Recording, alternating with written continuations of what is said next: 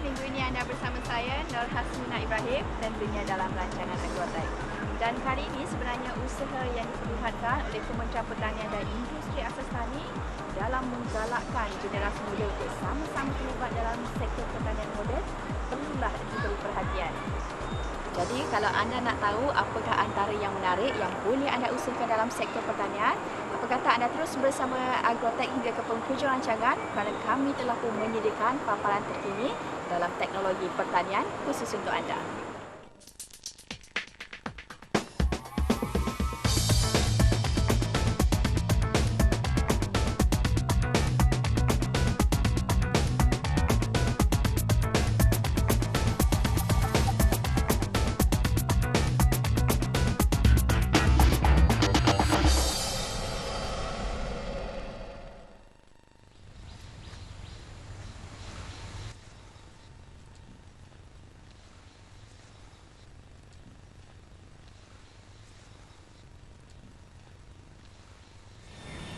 Macam-macam jenis ikan ada. Ikan tilapia merah ada, ikan kap pun ada. Tapi kan bercakap tentang ikan ni, kalau saya cakap percaya atau tak bahawa ikan laut juga boleh diternak di darat. Dan inilah yang telah pun dibuktikan oleh sekumpulan penyelidik daripada Jabatan Perikanan Pulau Pinang di mana mereka berjaya menghasilkan kaedah high-tech biotech ataupun hitar semula air. Jadi anda nak tahu bagaimana kaedah ini beroperasi? Apa kata kita terus ke Pulau Pinang.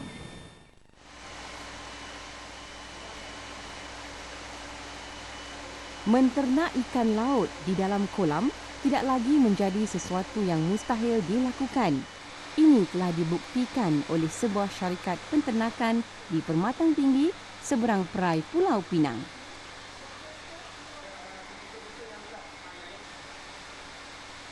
Proses rawatan air berteknologi tinggi ini menggunakan sistem penapisan secara kimia dan fizikal yang intensif dalam kolam rawatan berukuran 500 kaki persegi.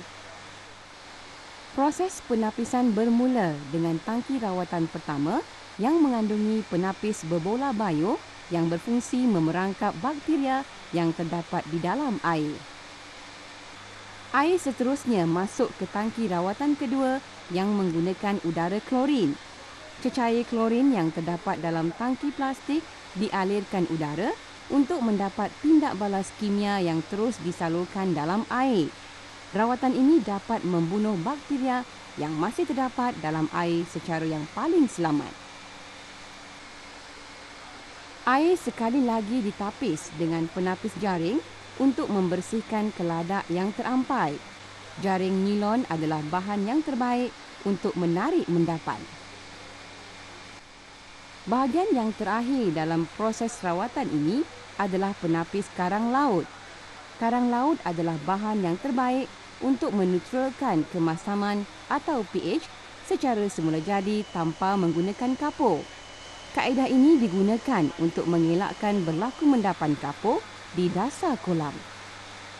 Sistem rawatan air yang lengkap ini adalah rawatan bio yang bebas daripada penggunaan bahan kimia yang boleh menjejaskan kesihatan ikan. Penggunaan klorin hanyalah untuk mendapatkan udara berklorin yang tidak memberi sebarang kesan sampingan kepada ikan. Keseluruhan sistem rawatan dikawal menggunakan teknologi tinggi reverse osmosis yang mendapat pengiktirafan antarabangsa sebagai sistem terbaik dalam rawatan air. Piawaian hasil rawatan reverse osmosis ini setaraf dengan kualiti air yang selamat untuk diminum. Antara penapis yang digunakan dalam sistem ini ialah pancaran sinar ungu yang berupaya mematikan kuman dan bakteria tanpa menggunakan suhu yang tinggi. Air yang telah dirawat ditakungkan dalam kolam tadahan untuk bekalan ke kolam-kolam ternakan. Kos binaan sistem rawatan air ini agak tinggi tetapi sangat baik dan memberi pulangan yang menguntungkan dalam jangka masa yang panjang. Inilah kolam air ikan air tawar tilapia yang saya menukarkan ia kepada air masin. Dengan teknologi ini, penternak ikan laut boleh menternak ikan di dalam kolam.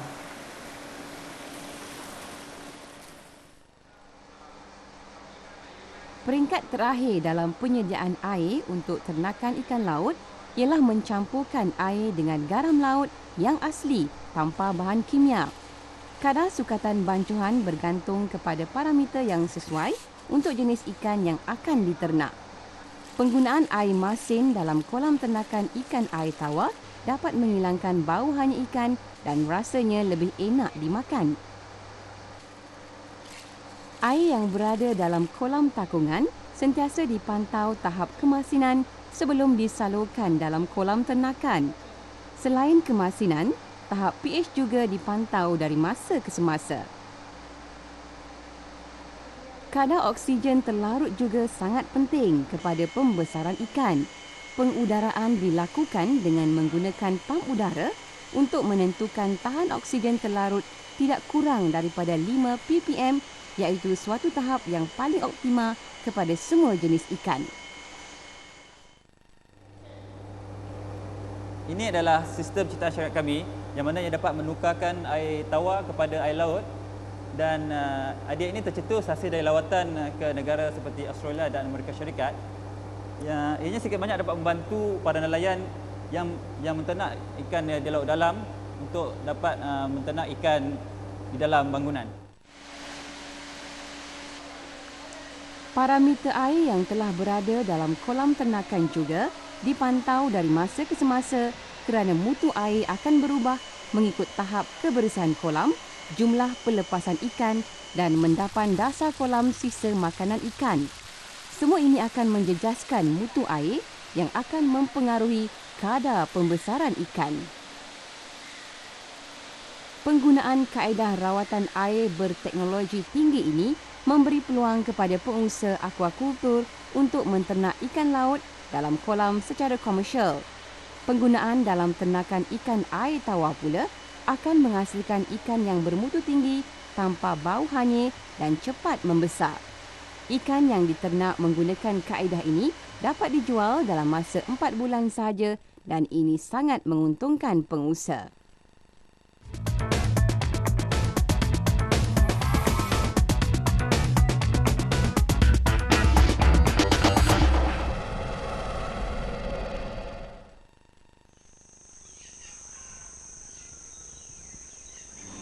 Tengok paku pakis ni teringat saya pada sayur pucuk paku dan juga sayur cendawan yang memangnya menjadi menu utama di kebanyakan restoran-restoran nasi campur.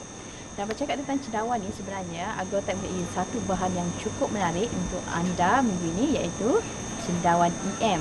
Dan EM ataupun mikroorganisma berfaedah adalah satu bahan yang digunakan untuk menyediakan batas cendawan dan juga disiram. Kalau anda nak tahu bagaimana efektifnya EM ni terhadap tanaman cendawan, apa kata kita ke Lembah Biotek di Johor.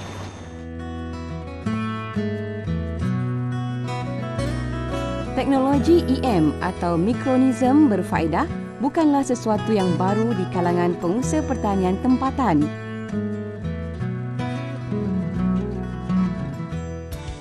Pertubuhan Peladang Kawasan Johor Bahru Selatan adalah satu daripada pengamal teknologi EM.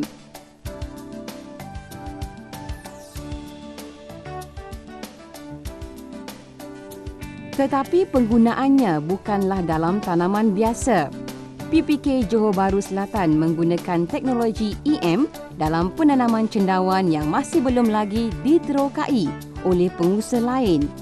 Kaedah penanaman dan penggunaan media tanaman masih kekal menggunakan kaedah lama, tetapi bahan ini dicampur dengan larutan EM. Penyediaan larutan EM disediakan untuk digaul dengan media tanaman cendawan. Terlebih dahulu, air dilarutkan dengan sedikit kapur untuk mengawal kemasaman media dan membunuh bakteria yang tidak berfaedah. Larutan EM dicampur dalam bancuhan dengan kadar 10 ml untuk 4 liter air. Bancuhan larutan EM kemudiannya dicampur dalam media tanaman dan digaul sehingga rata. Tahap kelembapan ini sangat penting untuk menghasilkan percambahan cendawan yang tinggi. Cendawan tidak akan bercambah sekiranya peratus kelembapan melebihi 80%.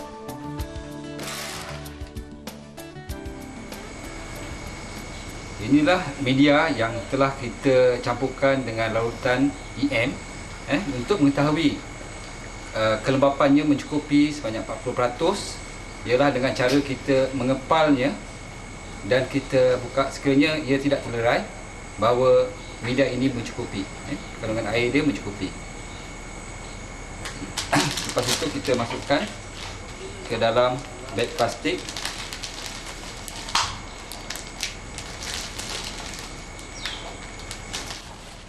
Media tanaman dimasukkan dalam beg menggunakan bahan PE yang tahan panas. Penggunaan beg plastik tidak sesuai kerana bahan ini akan luntur dan cair apabila berada dalam tangki pengukus. Media tanaman perlu dikukus selama 6 jam untuk menghindar sebarang spora kulat yang akan mengganggu percambahan benih kulat yang disemai. Kadar percambahan kulat yang rendah adalah kesan daripada rawatan media tanaman yang kurang memuaskan. Dalam bilik kultur, bungkah cendawan yang sedang tumbuh perlulah disiram sehari sekali bergantung kepada keadaan cuaca. Penyiraman menggunakan pam bermotor adalah sangat sesuai kerana semburannya halus dan menjimatkan masa. Keseluruhan proses kultur cendawan EM mengambil masa hanya 35 hari berbanding kultur biasa mengambil masa 45 hari. Inilah perbezaan antara kultur menggunakan EM dengan tanpa menggunakan EM. 10 hari lebih awal untuk menuai hasil memberi keuntungan yang besar kepada pengusaha.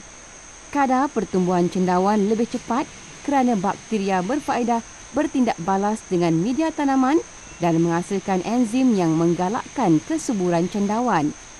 Kualiti cendawan yang dihasilkan juga lebih baik dan rasanya lebih rangup. Perbandingan saiz tidaklah ketara, tetapi cendawan yang dikultur menggunakan EM lebih tahan lama dalam simpanan. Bungkah cendawan dibuka setelah 30 hari berada dalam bilik kultur. Pada peringkat ini, cendawan telah bercambah tetapi tidak membesar. Kadar pembesaran cendawan akan membesar dengan cepat selepas bungkah dibuka. Dalam masa 5 hari sahaja, cendawan telah kembang dan masa yang sesuai untuk dipungut. Masa pemungutan ini perlulah tepat supaya cendawan tidak terlalu tua untuk dipasarkan. Purata setiap bungkah akan menghasilkan 50 gram cendawan segar. Pencapaian ini juga adalah lebih baik berbanding kultur tanpa menggunakan EM. Penggunaan teknologi EM dalam cendawan memberi banyak kelebihan kepada pengusaha dan pengguna. Pengusaha akan mendapat pulangan pelaburan yang tinggi kerana jimatkan kos pengeluaran dan pengguna mendapat cendawan yang bermutu tinggi. Kaedah kultur cendawan menggunakan EM bebas daripada bahan kimia dan selamat untuk dimakan secara segar. Penggunaan EM dalam kultur cendawan ini diteroka oleh PPK Johor Bahru Selatan setelah membuat beberapa kajian keberkesanan EM dan perbandingan kos pengeluaran. Para pengusaha cendawan yang ingin menggunakan kaedah EM dalam amalan kultur boleh dapatkan maklumat daripada Pertubuhan Peladang Kawasan Johor Bahru Selatan.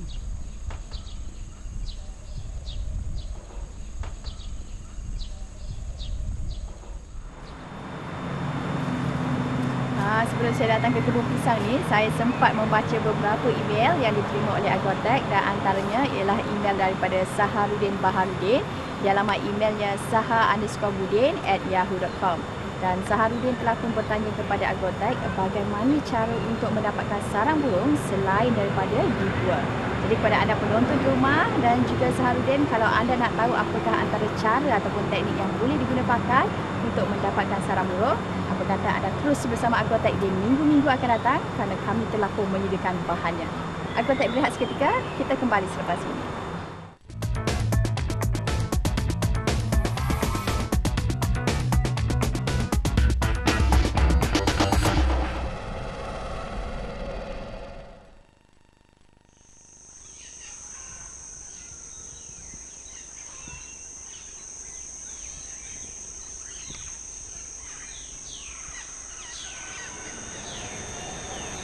Kalau anda lihat di sekeliling saya ni banyak sangat pot kaktus dan ini adalah antara koleksi kaktus yang terdapat di Taman Tasik Perdana Kuala Lumpur. Bila tengok je pot kaktus ni, sebenarnya saya teringat kepada pokok buah naga. Saya pasti ramai yang tidak mengetahui bahawa pendebungaan buah naga hanya berlaku pada waktu malam saja, iaitu antara pukul 10 malam hingga 7 pagi. Justru pendebungaan berbantu perlu dilakukan untuk menghasilkan buah naga yang cukup banyak. Jadi kalau anda nak tahu bagaimana pendebungaan berbantu ini boleh dilakukan, apa kata anda ikut Agrotech? Buah naga atau juga dikenali dengan nama pataya adalah tumbuhan dalam keluarga kaktus yang berasal dari Meksiko dan Amerika Selatan.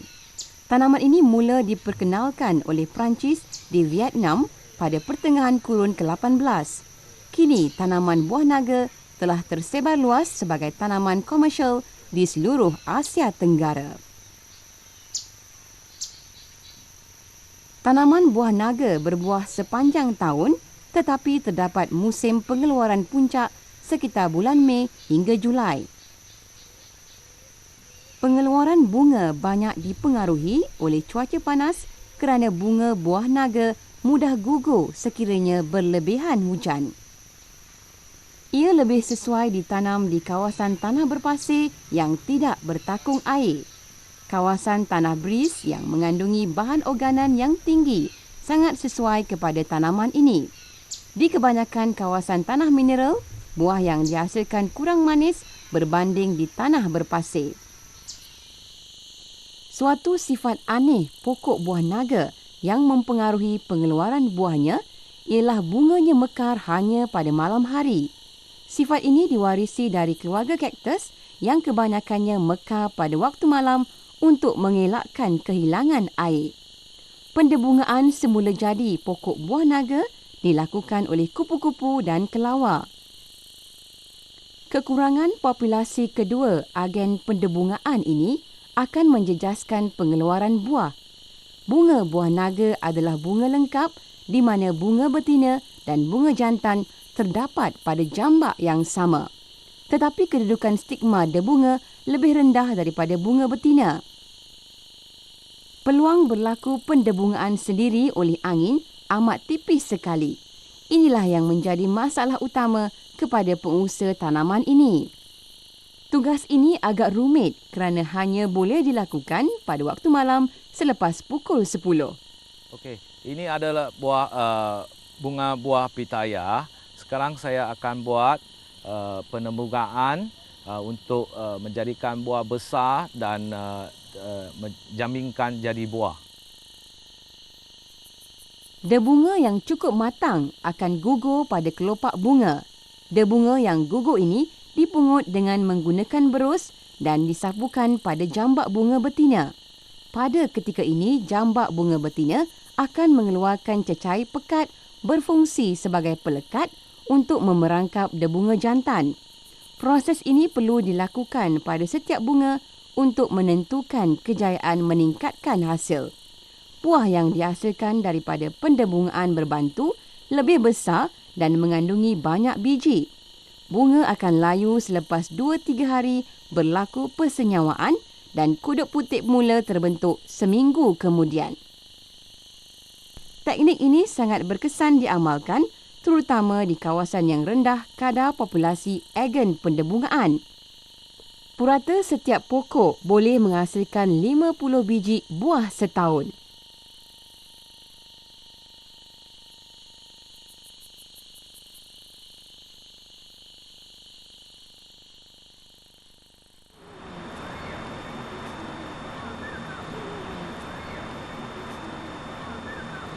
Saya harapkan paparan Agrotech minggu ini iaitu tentang high-tech biotech ataupun kital semula air, cendawan EM dan juga pendebungaan buah naga memberikan anda input yang cukup berguna untuk terus memajukan lagi sektor pertanian negara. Kepada anda penonton di rumah, kalau anda mempunyai sebarang cadangan ataupun anda mempunyai komen-komen untuk kami terus membina program Agrotech ke arah yang lebih positif, apa kata anda hubungi kami di talian 03 22 88 7870 Dan bagi anda yang mempunyai kemudahan internet, apa kata anda boleh juga hantar kepada kami melalui email di agrotech@rtm.net.my. Dan kepada anda penonton rumah, kita jumpa lagi minggu hadapan dan sentiasa ingat, pertanian adalah perniagaan.